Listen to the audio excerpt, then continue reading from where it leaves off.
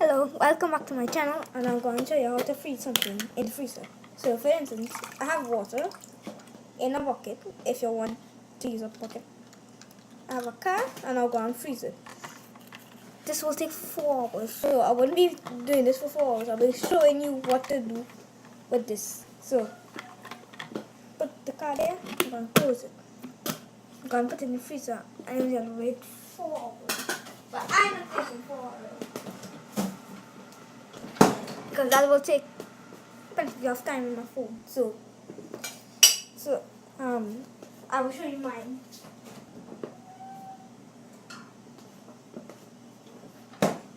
Yes, definitely.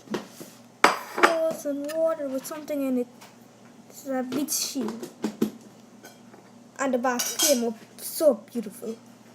Look at that.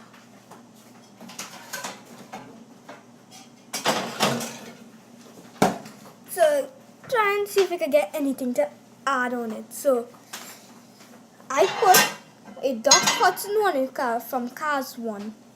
I think that will work. So if you want, you could just try it at home, see if it gets frozen or something, and before hours. That wouldn't be so long, wouldn't it? Okay, alright. You should try it. Alright, bye.